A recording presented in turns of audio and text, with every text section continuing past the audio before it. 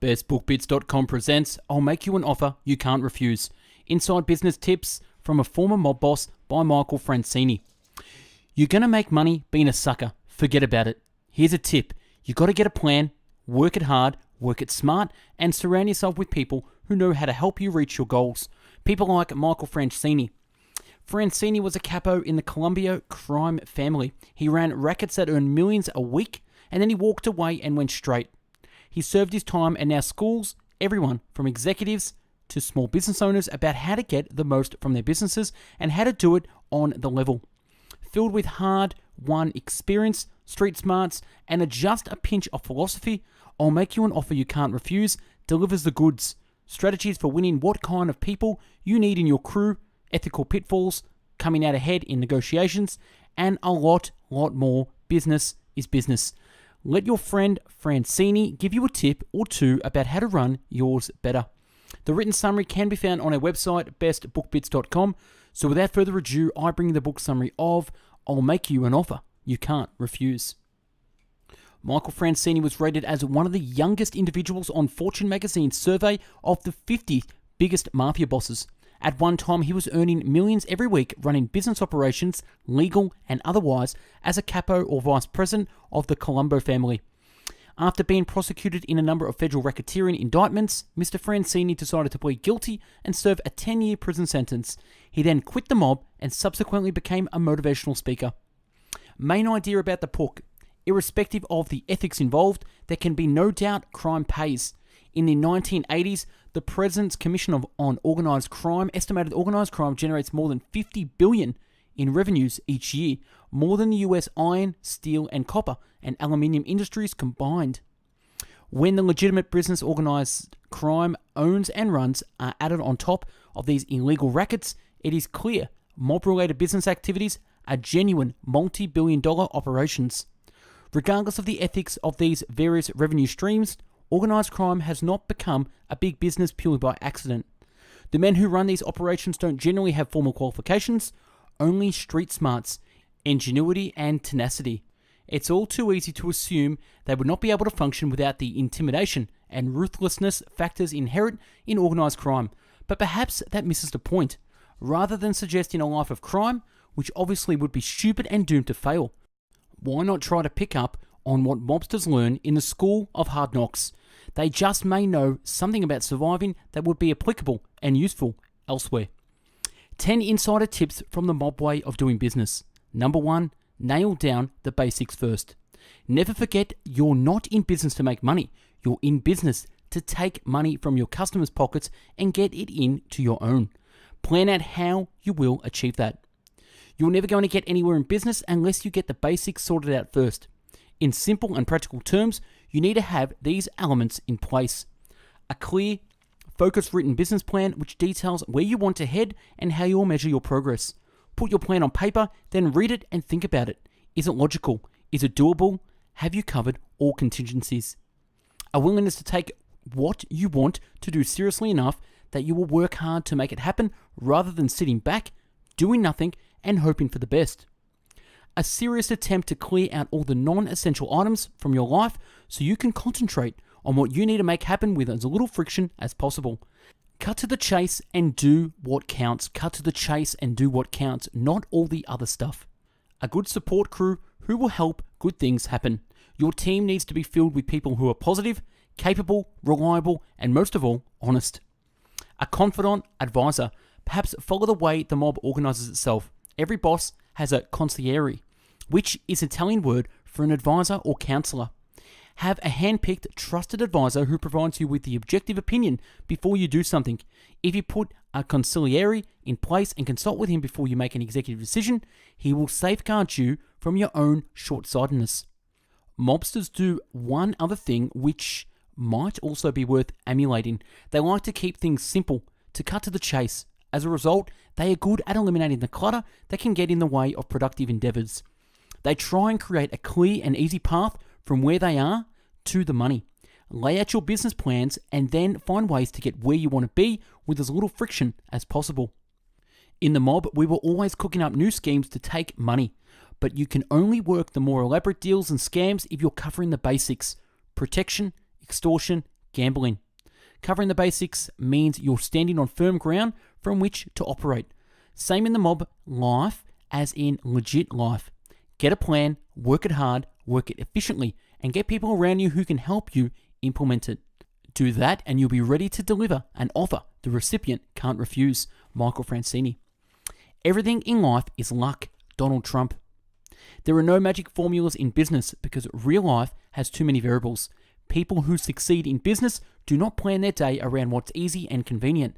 They take what's hard. Michael Franzese. The harder you work, the harder it is to surrender. Vince Lombardi. And number 2, beware when using Machiavelli's philosophy. Machiavelli suggested that the end justifies the means. This is a double-edged sword which can generate internal mistrust. In business, how you win is important. Machiavelli was a 16th century Italian philosopher and diplomat. He is held in high regard by the mob, and his philosophy is a cornerstone of the modus operandi. Machiavelli was a central figure of the Italian Renaissance. The way the mob operates is an example of the Machiavellian philosophy taken to an extreme. They create an atmosphere of deceit, mistrust, and treachery. Within mob businesses, fear often masquerades as loyalty. By adhering to such a rigid interpretation of Machiavelli's ideas and philosophies, mob businesses also sow the seeds of their own destruction. When their enemies establish the strength of their organization is based on the fear of its members, then they realize all they need to do to gain the upper hand is to become the ones who are feared the most. In a non-mob context, adhering too strictly to Machiavelli's philosophy can also be a problem. It can allow people to lose sight of what's genuinely important and what's truly in the best interest of everyone. A good example of this is the financial markets trades of credit derivatives known as credit default swaps, CDs. In essence, these are bets between two parties as to whether or not a third party will default on its debt. One party bets the lender will meet its obligation, the lender will default. There was no requirement for any assets to back the transaction, and therefore many bogus financial instruments were created. As these CDs worked their way through the world's financial systems, many trillions of dollars were lost, triggering a global economic meltdown. Perhaps this is why famed investor Warren Buffett once described CDs as a financial weapons of mass destruction. While there is no doubt Machiavelli's idea can be helpful in business, character integrity are vitally important as well. The philosophy you choose to operate your business can have just as dramatic an impact on your quality of life as does your level of success. Never lose sight of the fact in business, how you win matters. In the actions of all men, one judges by the result. Machiavelli. If you're in business to succeed, for most of you that means the ultimate goal is to improve the quality of your life. What that doesn't mean is succeeding at all cost by any means. The path will end up destroying your quality of life. Winning is important, success is important. They provide you with the means to do the things you could not otherwise do in life.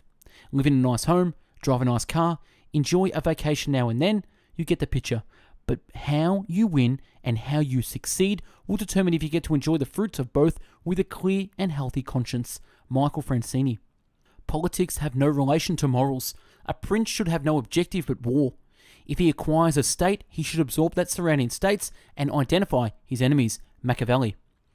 Number 3. King Solomon of ancient Israel suggested honesty, integrity, and hard work are the cornerstones of a successful business model. That makes good sense. King Solomon is the author of the book of Proverbs in the Bible. His approach to business can be summed up in this way. Managers of businesses should exercise wisdom. They should employ strategies which will be disciplined rather than reckless. They should also be insightful and astute in understanding how current market trends may impact the business in the future. Prudent managers don't gamble on the future and hope for the best. They only take calculated risks when there is good reason for doing so. Dealing with business partners is just and fair-mannered is good. If you have a number of allies in place, you are more likely to enjoy long-term success. You should always deal with customers in a just and fair way as well. Anyone who engages in dishonest business practices sows the seeds of his or her own demise. Sooner or later, shady business practices catch up with people who use them. In many ways, Solomon's approach is the antithesis of that suggested by Machiavelli. Those who have an anything goes approach may prosper for a season, but they always come up empty-handed over the long haul. You're much better off if you follow Solomon's approach instead. Solomon won't make you rich. There is no one secret that explains the success of a wealthy person's business interest. Each person's blueprint is unique. However, each successful business works within a framework, and Solomon offers a solid structure and some brilliant principles upon which you can work to build your company's success. Michael Franzese. Dishonest money dwindles away, but he who gathers money little by little makes it grow. Solomon. Diligent hands will rule, but laziness ends in slave labor. Solomon. All hard works brings a profit, but mere talk leads to poverty. Solomon. Hold on to instruction. Do not let it go. Guard it well, for it is your life. Solomon. Do not love sleep, or you will grow poor. Stay awake, and you will have food to spare. Solomon. Get your plan, work it hard, work it smart, work it with people who can help you reach your goals, and work it Solomon's way. Michael Franzese. Number 4, lead with your brain and watch what you say. Lead with your brain and watch what you say. It's amazing how many people sabotage their own efforts to excel by talking before they think. Don't let this happen. Learn before you speak and never put your mouth before your brain. A fool's lips brings him strife, and his mouth invites a beating. He who answers before listening, that is his folly and his shame. The wise in heart accept commands, but a chattering fool comes to ruin. Solomon. What you say can sometimes be a weapon that can be used against you in all sorts of ways. If you aren't judicious and measured about what you say, you end up chasing yourself and your company all kinds of grief. That is why you need to learn when to speak your mind and when to keep quiet. This is especially important when you're called on to speak with an unhappy customer. The best approach is usually to be diplomatic and work towards resolving the matter at hand in a way which keeps the customer happy. You never can forecast completely who else the person you're dealing with will influence or interact with in the future. Always have the mindset the way you deal with the customer complaints should be worthy of public scrutiny at any time, and you'll do fine. Another situation where forethought is highly desirable is in negotiations. Unless you're in a situation where you generally hold all the cards, you're generally going to be better off accepting less in a negotiation you'd hope for rather than coming away with nothing. There are many times a tactical retreat is better than suffering a defeat. Be careful you don't say things which suggest an all or nothing mindset, and you may end up empty-handed. Being a good listener is important in all business dealings. If you can discipline yourself to always gather all the facts before you respond, make a decision, or take any action which can impact your business, you'll do fine. It's also true the more information you have on which to base a decision, the sharper your instincts will become. The most intelligent business people I know are men and women of few, but very few insightful and intelligent words. If you want to gain an advantage in life and achieve meaningful success in business, remember to look before you leap, learn before you speak, and never put your mouth before your brain. Michael Franzese. Organised crime in America has been thriving for almost a century. It has raked in billions and billions of dollars year after year through a plethora of lucrative endeavours. Plenty of them clean as a whistle or pretty close. The mob has made its formidable presence known everywhere. I assure you, none of this has been accomplished by accident. To operate any business successfully, one must possess certain qualities and adhere to a philosophy critical to success of that business. The men who run the business of organised crime are more than qualified to do so. Law enforcement will have you believe that this is accomplished through fear and intimidation, by using a gun and a lead pipe instead of a PowerPoint and a spreadsheet. In most cases, it's just not practical to wave a gun in a boardroom. Michael Franzese. And number 5, replace business meetings with sit-downs. Conventional business meetings tend to be too inefficient. A much better approach to meetings is to model them after the sit-downs, which has been mastered by mobs. Meetings are incredibly time wasters for many companies and organizations. It's not at all unusual for people to sit through a 2 to 3 hour meeting and then to find nobody is still sure why the meeting was called in the first place, because the agenda and goals are never explicitly and clearly stated. So many different voices clamour for attention from all sides, it's not clear who is in the driver's seat and who is responsible for making a final decision. Ideas get sidetracked, diluted, mixed up, and replaced by pointless conversations. Everyone is anxious to get out of the meeting and back to responding to all their voicemails and emails that they've piled up during the time the meeting was held. This is why formal business meetings have never been a part of the operational framework of organizations like the mob. Instead, sit-downs are used to hash things out, negotiate, and reach decisions. Mastering the art of a sit-down prepared me for meetings I entered into with real estate developers, executives in the movie business, union presidents, oil barons, high-powered bankers, and attorneys from the United States Department of Justice. There can be no better preparation for mastering one's negotiation skills than to have participated in and mastered the art of the sit-down. I approach every business meeting and negotiation as if it were a sit-down. The skills I employed gave me a distinct advantage in almost every case and allowed me to earn millions of dollars. Michael Franzese. So how do you master holding business sit-downs rather than business meetings? There are 5 general steps involved. Number 1, always come to a sit-down with both barrels loaded, meaning come prepared to make a decision and get things done. Don't treat a sit-down as an exploratory meeting, but do your homework in advance so you can get the things done. Find or figure out in advance exactly why everyone is there and what is to be decided. What your position is, the decision you would most like to get made, and to be able to capably defend your position with materials and evidence. The temperament of the people you are in the meeting with. If you know this, you will have some basic clues on how best to adopt your negotiation tactics so they are most likely to succeed. The background facts about other parties. You want to know who is on board of executives, what lines of business they are involved in, and what their revenue were last year. You also want to know why their stock has been moving up and down in the last 6 months and what kind of pressures they are under. Number 2, remind yourself to lead with your brain rather than with your mouth at all times. Meaning keep what you say short, sweet, and to the point. Recognize you're not there to blather on about stuff, but to get something worthwhile done. As far as possible, let the other person talk. Be comfortable with silence and don't feel like you have to rush in and fill the gaps. Be careful not to say anything that will give the other party the upper hand. Number 3, leave your ego at the door when you go into a sit-down, which is especially useful if the other party has an inflated ego. It can be helpful to ask some dumb questions right at the outset to let the other party start to believe they are smarter than you. With a bit of luck, they may let their guard down and mention something you can then use to extract a better deal for yourself. Have the attitude you want to start the sit-down as a student, finish as a teacher, and leave with the biggest share of the spoils.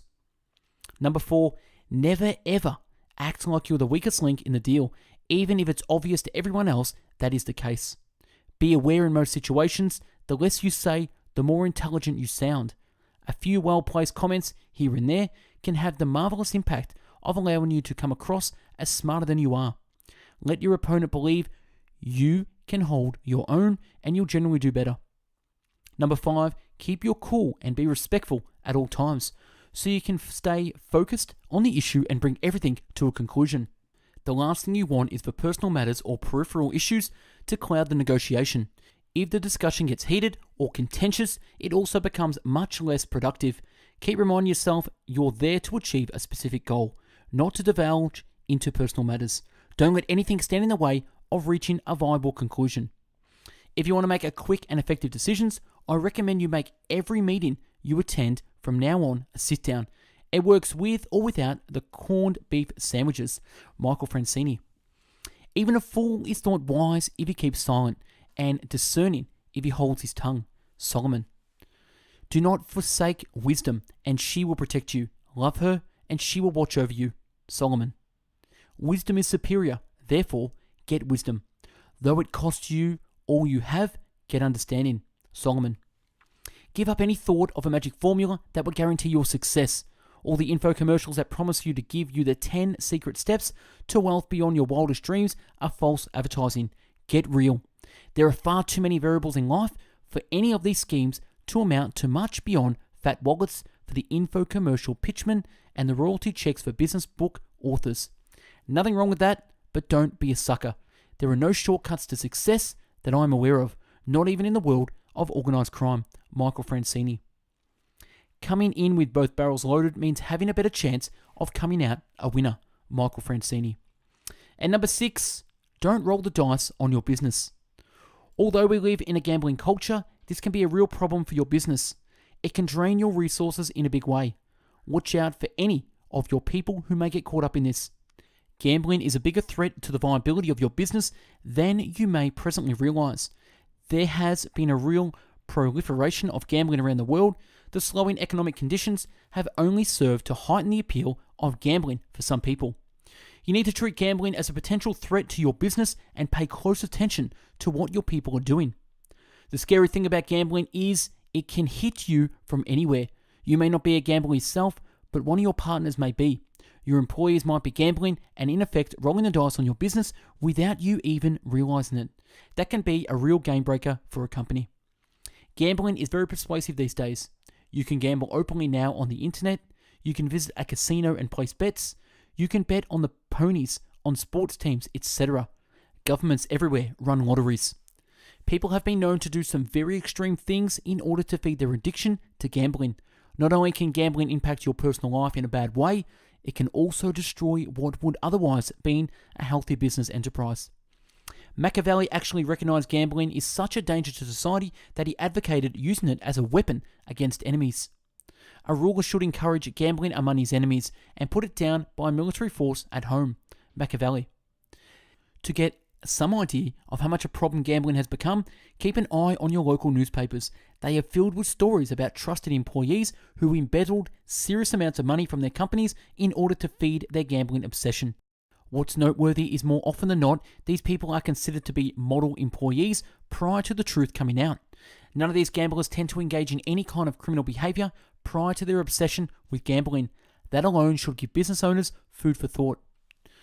When one technology company with 175 employees hired a filtering company to scan the internet activities of all the company's computers, they determined around 3,800 hours of the company time was spent on gambling websites in 1 month alone. Extrapolate to a full year, that meant the company was losing around 1.5 million of company time to gambling, without even taking into account the cost of hiring the monitoring firm at a considerable expense. This analysis also did not try to estimate the combined losses to gambling the employees may have suffered, or whether or not any employee had taken inappropriate action to somehow try and compensate for the losses. The bottom line is gambling is bad for business, pure and simple. It is a genuine threat to the survival of any business. Even though gambling is woven into the fabric of society, keep your eyes open and do everything you can to avoid rolling the dice on your business. Number 7, learn from your failures. It might not feel it at the time, but failure is good. It shows the defects in your plans and identifies weaknesses which need to be addressed. Just remember to learn and move on. Just remember to learn and move on. There is no doubt failure can be lessons you won't learn from any other source. If you get an education every time you learn, at least you'll never stop learning. The benefits of failing at what you're trying to do in business are actually quite impressive and somewhat counterintuitive. Failure can show you what the defects are in your business plan and what you need to do better at in the future. Failure can highlight any execution problems or timing issues in your plans. Failure can identify the weakness link which needs to be straightened before you hit the big time. Failure can highlight which factors are at play in your business plan, whether you're aware of them or not. Failure can highlight what you need to do better as an organization next time out. Failure is the surest way to discover what you're good at and what you're not. If you can find workable ways to expand on what you do well and delegate or outsource the rest, then you can use failure as a stepping stone to great achievement. With all these potential benefits of failure in mind, you should make it your practice to face the music whenever things go wrong. Every business goes through tough times when finances are short and creditors and suppliers are clamoring for payment. The worst thing you can do under those circumstances is to try and go to ground. A much smarter approach is to front up and talk to your creditors. If you communicate openly and candidly, they will trust you. More likely than not, they will create payment arrangements you can meet because they want you to stay afloat so you can do more business in the future. This will only happen if you openly demonstrate your own commitment first. If you falter in times of trouble, how small is your strength? Solomon. If at first you don't succeed, quit. Don't be a damn fool about it. W.C. Fields. It is a trap for a man to dedicate to something rashly and only later to consider his vows. Solomon. Failure is a tough teacher, but it can teach us our strengths and weaknesses in ways no other teacher can. Michael Franzese. Failure isn't falling down, it's staying down. Michael Franzese. Make your work to be in keeping with your purpose. Leonardo da Vinci. And rise early, work hard, strike oil. J. Paul Getty. Number 8, play everything straight and legal. Don't get caught up in the fraudulent activities. This kind of success is only fleeting. To have long-term success, you need to have integrity. Always operate ethically and openly. Nobody goes into business to fail, and therefore some people come out to the conclusion they would rather cheat than lose. The attitude that anything goes as long as it furthers your interest is questionable at best, and with a certainty is an extremely dangerous framework for conducting a business. Those who engage in criminal activity always lose out in the end. It just isn't worth it. It just isn't worth it. You don't even have to be engaged in something illegal to have problems. Lost consumer trust can also be a huge problem as well. The list of people and companies who have found this out the hard way is long and distinguished. So what does it mean to play everything straight and legal?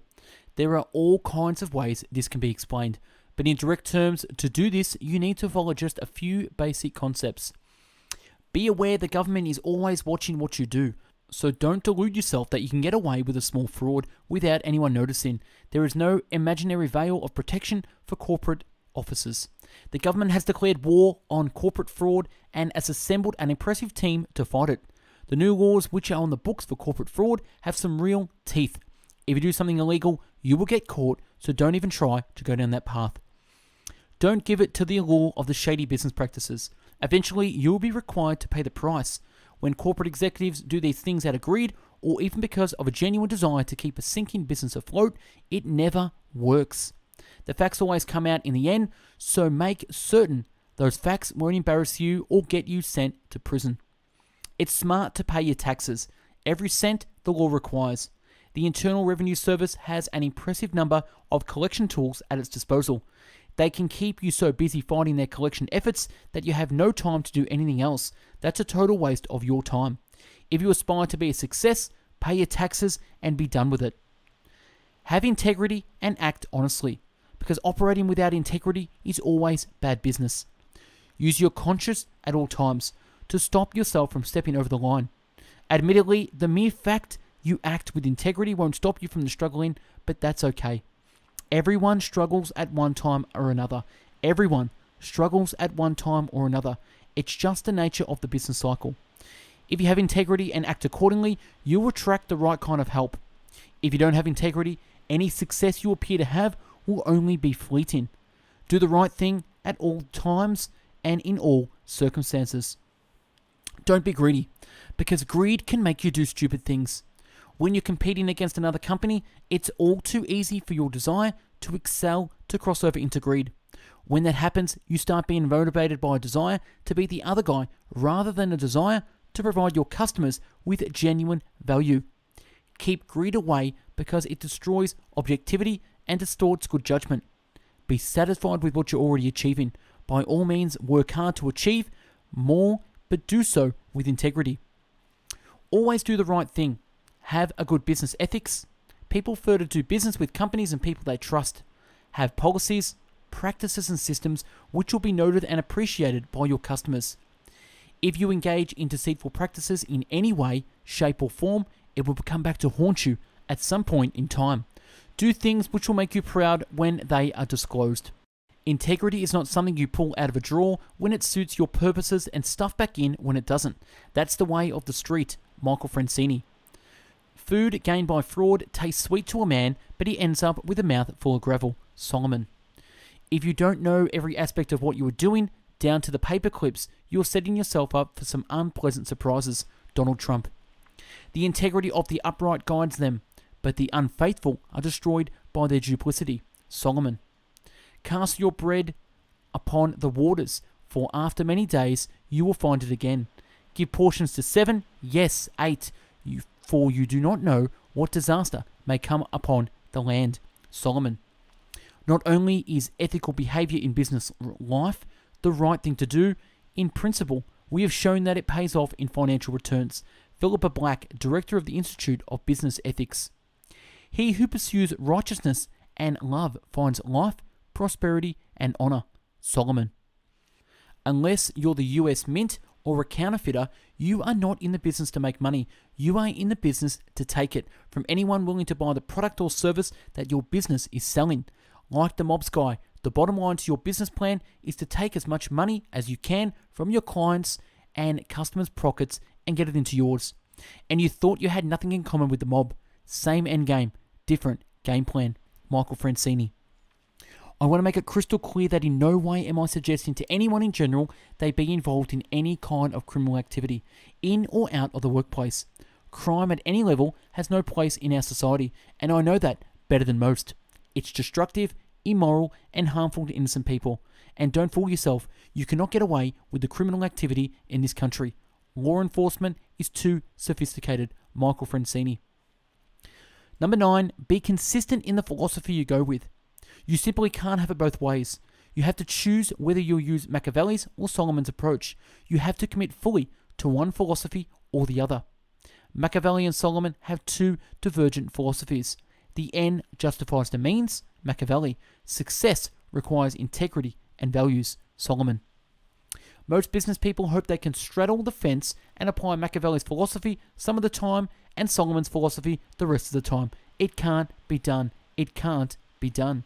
You have to choose which philosophy you will use and be consistent. To illustrate, consider how you would answer these questions. Number 1. Do you believe that a solid bottom line result is justified by whatever means you will use to attain it? Machiavelli completely agrees with this, and in the actions of all men, and especially of princes, which is not prudent to challenge, one judges by the results. Solomon says money which is gained by dishonest behavior is tainted and wrong under any circumstance. A fortune made by a lying tongue is a fleeting vapor and a deadly snare. Number 2, do you believe that situations can arise in business which can justify using dishonest or deceitful business practice? Machiavelli says deceitful or otherwise practices which help you gain an edge over your competitors are fair game. The promise given was a necessity of the past. The word broken is necessity of the present. Men are so simple and yield so readily to the desires of the moment that he who will trick will always find another who will suffer to be tricked. Solomon disagrees and contends you should never repay an injustice with a further injustice. A lying tongue hates those it hurts, and a flattering mouth works ruins. Number 3, in dealing with your competitors, it is entirely acceptable to do whatever it takes to gain a competitive advantage, even if that means driving them out of business. Machiavelli agrees completely with the take no prisoners mindset. Men ought either to be well treated or crushed, because they can avenge themselves or lighten injuries, or more serious ones they cannot. Therefore the injury that is to be done to a man ought to be of such a kind that one does not stand in fear of revenge. Solomon, by contrast, suggests plotting evil against the competition is always likely to backfire, and therefore above-board competition is sufficient. Do not gloat when your enemy falls. When he stumbles, do not let your heart rejoice, or the Lord will see and disapprove and turn his wrath away from him. Number 4, in dealing with your employees, do you prefer to be well thought of and respected, or feared and respected? Machiavelli is very much in favor of fear as a way to keep people in line. It is much safer to be feared than to be loved if one or two has to be lacking. Solomon suggests treating employees with dignity and respect is smart. He who oppresses the poor shows contempt for their maker, but whoever is kind to the needy honors God. Number 5, does integrity matter? Is it acceptable to compromise your integrity when doing so serves the interest of your business? Machiavelli has no problems whatsoever with using deceit or cunning. And if, to be sure, sometimes you need to conceal a fact with words, do it in such a way that it does not become known, or if it does become known, that you have a ready and quick defense. Solomon, by contrast, stresses the need for integrity in everything. The man of integrity walks secretly, but he who takes crooked paths will be found out, and he who pursues righteousness and love finds life, prosperity, and honor. Choosing whether to follow King Solomon or Machiavelli can be hard. You also have to be careful not to put yourself in a position where circumstances beyond your control rob you of the choice you want to make. But it's obvious you have to go down one road or another. You can't pick and choose a philosophy to match the situation. You either have to go the whole hog with Machiavelli or 100% with Solomon. People and principles before profit. People and principles before profit. Truta Cathy, founder of Chick-fil-A. Carefully consider the path for your feet, and all your ways will be established. Solomon. You don't really know how everything's going to shape out in the long run. On the other hand, you do have to live with yourself and the consequences of your decisions every minute of the rest of your life. It's that all you know for sure. The choice is simple. The deal looks so ripe, you'll do anything to land it. Don't fool yourself. It could all come undone in your face a week, a month, a year later. You don't have to lock on the future, and the forecast is a guess. It may be a better bet than honeydew in the fourth, but it's still a bet. Do the right thing. You can't control the future, but you can still live at peace in the present by making the right choice. Michael Franzese. Diligent hands will rule, but laziness ends in slave labor. Solomon. He who seeks good finds goodwill, but evil comes to him who searches for it. Solomon.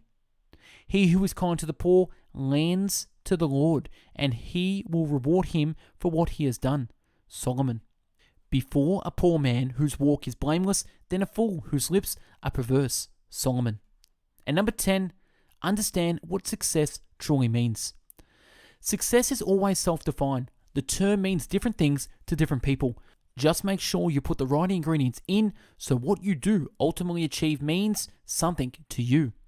What does success mean to you? In the mob, success is generally determined primarily by the accumulation of wealth and the attainment of a position of power within the organization. For most companies, success is determined by the bottom line profits. The more profit a business generates, the greater its measure of success. In the dictionary, success is defined as the favorable or prosperous termination of attempts or endeavors. King Solomon defines success this way: he who pursues righteousness and love finds life, prosperity, and honor. Machiavelli's definition of success: a prince ought, above all things, always to endeavor to gain for himself the reputation of being a great and honorable man. In a way, success is like a sausage casting. It's what you stuff inside that makes it interesting, not the casting itself. If you want to achieve meaningful success from your own perspective and interest, then you'd better get all the different ingredients you want to put in decided in advance. The quality of your life is all about the ingredients you choose. Most of the money I earned was through mob-related schemes.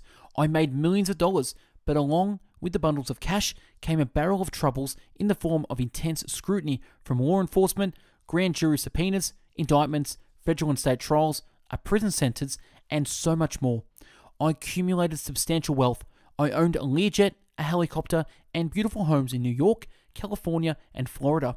I worked 15 and 18 hours a day in pursuit of my success, and in the process, deprived my family of precious and quality time spent with them.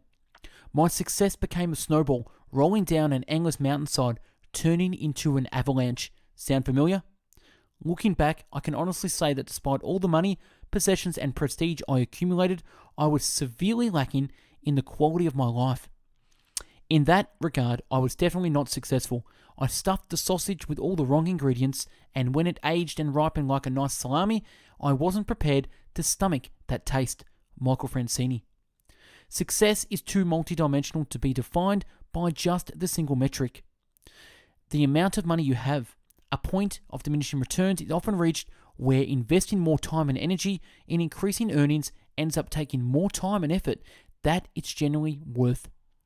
It's all too easy to get caught up in the game and letting your business or career control you rather than the other way around. All the money in the world isn't of any benefit if you don't take time to enjoy it. Michael Franzese.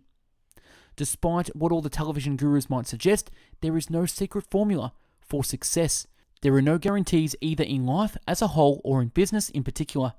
The best you can do is get a good idea, develop a plan around that idea, get the right sort of people involved who will help you execute that plan, and then do the best you can. The ultimate destination is up to the market to decide. But be smart and do everything ethically and above board. Otherwise, whatever you do, achieve, can and will be swept away from under your nose. Besides, there's no point being rich if you can't sleep at night.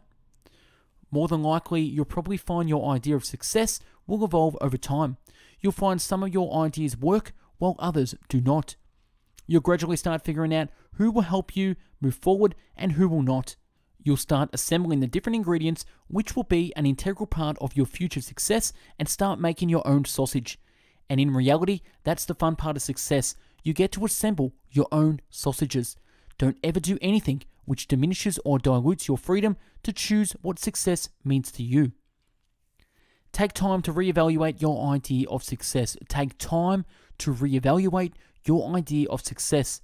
Sweeter and richer are not always mutually inclusive. Do you have time to spend with your family, in pursuits you enjoy, with the friends you cherish? Can you give to those in need?